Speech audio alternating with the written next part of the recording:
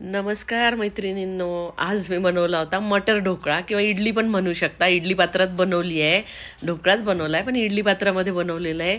किती सॉफ्ट आणि छान, कलर पण किती सुंदर आला आहे बघा. आता मटरचा सीझन संपत आला आहे, थोडं लेटच झालं आहे माझंही बनवायचं. तुम्ही बनवलं की नाही?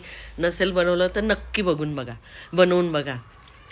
ही मुगाची डाळ मी एक 3-4 तास भिजू घातली होती. बिना सालीची आहे, तुम्ही सालीची घातली तरी चालेल. सालीची तर पौष्टिकच असते, पण माझ्याकडे सध्या ही होती म्हणून मी ही घातली आहे भिजू.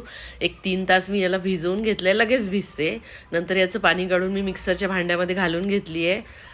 4-5 मिरच्या घातल्या आहेत, चवीनुसार घालायच्या आहे. तिखट मिरच्या आहेत तर मी 4च घातल्या आहेत. अशा तोडून घातल्या आहेत मी ह्या मिरच्या.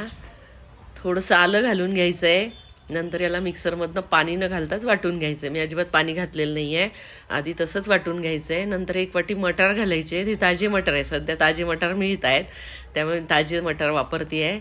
याला घालून आणि मी 1 वाटी रवा घातला होता यात. जाड बारीक कुठलाही रवा घेऊ शकता, कारण असंही आपण त्याला मिक्सरमध्येच वाटणार आहे. भरपूर कोथिंबीर घातली आहे, काड्यांसहितच घातली आहे. आणि ह्याला पण आता परत मिक्सरमधनं बारीक वाटून घ्यायचं आहे. आता पण मी यात पाणी घातलेलं नव्हतं. मटर आणि डाळीच्या याच्यामध्येच हे सगळं बारीक झालं आहे, पाणी घालण्याची काही गरज पडत नाही. नंतर मी परत यात 1-2 चमचे दही घातलं होतं. तुमच्याकडे ताक असेल तर तुम्ही ताक पण घालू शकता. माझ्याकडे दही होतं तर मी दही घातलं आहे. परत याला एकदा व्यवस्थित फिरवून घेतलं, एकदम बारीक करून घेतलं आहे मी आता याला. आता हे भांड्यामध्ये मी काढून घेते आहे आणि याला हलक्या हाताने जरासं फेटून घ्यायचं आहे. पहिले मी याला मीठ घातलं होतं, 1 चमचा किंवा चवीनुसार मीठ घालून घ्यायचं आहे. आणि अर्धा चमचा खायचा सोडा घालून घ्यायचा आहे. तुमच्याकडे सोडा नसेल तर तुम्ही इनो पण घालू शकता, अर्धं पॅकेट. आणि थोडंसं पाणी घालायचं आहे आणि आता याला भरपूर 5-7 मिनटं फेटून घ्यायचं आहे. छान हे फ्लफी हलकं होईपर्यंत याला फेटून घ्यायचं आहे. 5 मिनटं याला फेटून घेते मी. छान बॅटर फुललं आहे बघा आपलं, दही असल्यामुळे. याला 5 मिनटं 10 मिनटं मी साईडला झाकून ठेवते. नंतर इडली पात्राला मी असं तेल लावून घेते. तुम्ही ढोकळ्याच्या प्लेटमध्ये पण याला करू शकता, पण मी इडलीच्या प्लेटमध्ये करते. इडलीच्या प्लेटमध्ये थोडं लवकर होतं ढोकळ्याच्या प्लेटपेक्षा, आणि फुललेलंही छान दिसतं. आता हे सगळीकडे मी त्याला तेल लावून घेतलं आहे. आता त्यात थोडं थोडं करून मी बॅटर घालणार आहे. बघा छान फुललं आहे, 10 मिनटं ठेवलं होतं त्यामुळे खूप छान फुललं आहे. हे रवा फुलून येतो. नंतर याला इडली पात्रामध्ये घालून घ्यायचं आहे, थोडं थोडं घालायचं आहे.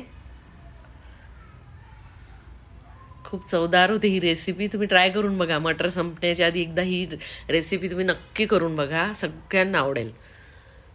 आता हे थोडं थोडं बॅटर असं यात घालून घ्यायचं आहे. वरतून थोडंसं तिखट टाकायचं आहे याच्यावरती. नंतर थोडीशी बारीक चिरून कोथिंबीर घालायची आहे. इकडे साईडला मी पाणी पण उकळायला ठेवलेलं आहे. कोथिंबीर घालून झाली आहे. इकडे पाणी उकळायला ठेवलं होतं, त्यात हे इडली पात्र ठेवून घ्यायचं आहे आणि 10 ते 15 मिनटं वाफवून घ्यायचं आहे. 15 मिनटं पण नाही लागत, 12-13 मिनटामध्ये हे होऊन जातं.